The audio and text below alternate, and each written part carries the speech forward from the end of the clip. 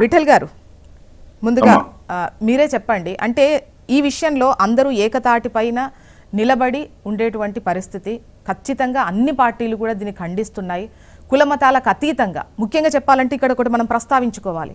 మతం పేరుతో పేరడిగి మరి ఏ మతం అని అడిగి మరి అసలు చెక్ చేసి చంపినటువంటి దుశ్చర్యను చూసాం. ఎట్ ద సేమ్ టైం ఇక్కడ మన వాళ్ళని కాపాడేందుకు ఇక్కడ మన అనుకున్నటువంటి వాళ్ళు ముస్లిం అతను గుర్రం పైన ఉపాధి పొందుతున్నటువంటి అతను పర్యాటకులను తీసుకెళ్తూ ఉపాధి పొందుతున్న అతను ఎదురొడ్డి మరి తుపాకీ గుళ్లకు బలైపోయినటువంటి వాళ్ళని చూసాం. ఇక్కడ కులమతాలకు అతీతంగా ప్రతి ఒక్కరు కూడా ఈ దుశ్చర్యను తీవ్రంగా ఖండిస్తున్నారు. ఒక్కతాటిపైకి ఏకతాటిపైకి వస్తున్నటువంటి క్రమంలో ఇక్కడ ఒకటి చెప్తుంది ఏంటంటే అభివృద్ధిని సహించలేక అని అంటున్నారు. కొంతమంది అక్కడ లోయలో అసంతృప్తి ఉంది కాబట్టే కొంతమంది సహకరిస్తేనే ఇటువంటిది జరిగింది అనేది కూడా వస్తోంది. మీరేం చెప్తారు? జోష్న గారు, ముందుగా మీకు అక్కడ ఉన్నటువంటి పెద్దలు రామ్మోహన్ రావు గారికి, ఇంద్రక్కకి అండ్ వీక్షకులకి గుడ్ మార్నింగ్ తెలియజేస్తూ, మొన్నటి సంఘటన భారతదేశ చరిత్రలో ఒక అత్యంత పాశవీయ దుర్మార్గమైన చరిత్ర. ప్రతి ఇల్లు కదిలినటువంటి, మనసు కదిలినటువంటి సంఘటన అది. మనం ఇంతకాలం మనం ఏం చెప్పుకునే వాళ్ళము, తీవ్రవాదానికి మతం లేదు, కులం లేదని చెప్పుకునే వాళ్ళం. చాలా మంది చాలా సందర్భాలు చర్చించుకునే వాళ్ళు, తీవ్రవాదానికి ఏ కులం ఉండదు, మతం ఉండదని. ఇవాళ చాలా స్పష్టంగా వాళ్ళు సందేశం ఇచ్చింది ఏంటంటే, కాశ్మీర్ తీవ్రవాదులకి లేదా ISIS తీవ్రవాదులకి లేదా లష్కర్ తీవ్రవాదులకి స్పష్టంగా మతమే ఉంది అనేది చాలా స్పష్టంగా అర్థమైంది.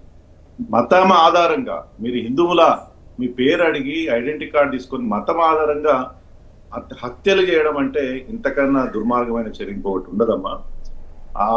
ఆ మధ్యకాలంలో 20 సంవత్సరాలు 30 సంవత్సరాల క్రితం అనుకుంటా రోజా సినిమా చూసినాం మనం. అంటే ఒక టెర్రరిస్ట్ యాక్టివిటీస్ కింద కాశ్మీర్ లో ఎట్లాంటి టెర్రరిస్ట్ యాక్టివిటీస్ లో ఒక భార్య భర్తలు ఎట్లా అంటే అప్పుడు కిడ్నాప్ కేసుగా రోజా సినిమా దాని చుట్టూ జరిగింది. సో ప్రతి ఒక్కరికి నిన్న రోజా సినిమాలో జరిగిన సంఘటనలు ప్రత్యక్షంగా ప్రతి ఇంట్లో చర్చించుకున్నారు. కాశ్మీర్ మారింది అనుకున్నాం. మా ఆర్టికల్ 370 రద్దయిన తర్వాత కాశ్మీర్ భారతదేశంలో భాగమైంది, ప్రశాంతంగా ఉంది. డెఫినెట్ గా అక్కడ ప్రజలు కూడా మమేకమైనట్టుగా మనకు చాలా స్పష్టంగా. ఎందుకంటే సంవత్సరానికి 2.5 కోట్ల నుంచి 3 కోట్ల వరకు దేశీయ పర్యాటకులు, విదేశీయ పర్యాటకులు కూడా కాశ్మీర్ ని సందర్శిస్తూ ఒక స్విట్జర్లాండ్, భారతదేశానికి సంబంధించిన స్విట్జర్లాండ్ గా మనం దాన్ని చూస్తున్నాం. అత్యంత పర్యాటక కేంద్రంగా దాన్ని చూస్తున్నాం. అక్కడ ఆ లోకల్లో కూడా అనేక అభివృద్ధి కార్యక్రమాలు జరుగుతున్నాయి. ప్రజలు ఆ లాభాలు చూస్తున్నాం. ఒకప్పుడు కాశ్మీర్ అంటేనే రాళ్లతో కొట్టుకోవడము, నిత్యం మిలిటరీ పహారాలు ఆ ప్రాంతం ఉండవనేది మనం చూసినాం. ఈ మధ్య కాలంలో 2-3 సంవత్సరాల నుంచి మార్పు వచ్చింది. నిన్నటి గొప్ప ఈ దురదృష్ట సంఘటనలో గొప్ప పరిణామం ఏంటంటే, కశ్మీర్ ప్రజలందరూ కూడా ఐక్యంగా ఉండి మొట్టమొదటిసారి పాకిస్తాన్ కి వ్యతిరేకంగా నిరసనలు తెలపడం అనేది ఒక గొప్ప పరిణామం. వాళ్ళ దిష్టి బొమ్మను తెలపడం గొప్ప పరిణామం. అంతకుముందు అసలు ఇండియా జెండాని ఎగరేది కాదు అక్కడ ఆ ప్రాంతంలో.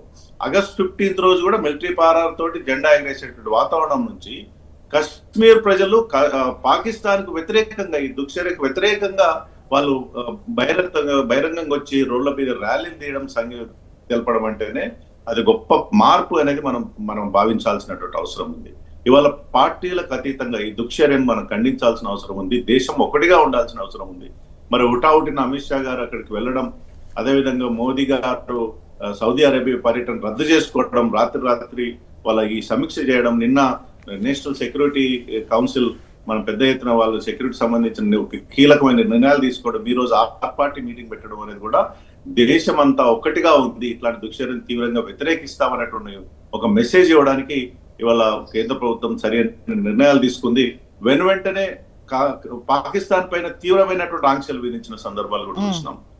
అదే విధంగా మనకు సింధు నదికి సంబంధించి 1960లో జరిగినటువంటి ఒప్పందం, నీళ్ళ ఒప్పందం, మనకి కాశ్మీర్ నుంచే సింధు నది పోతుంది పాకిస్తాన్ కి. అక్కడ నీళ్ళ ఒప్పందాన్ని రద్దు చేసుకోవడం, తాత్కాలికంగా ఒకటే రూట్ రద్దు చేసుకోవడం, అక్కడ ఉన్నటువంటి వాఘా బార్డర్ ను మూసేయడం, మరి మన దేశంలో ఉన్నటువంటి పాకిస్తాన్ లో వారం రోజులు వెళ్ళిపోవడం, అది హైకమిషన్ కుదించడం, ఇవన్నీ కూడా ఒక కఠినమైన నిర్ణయాలే.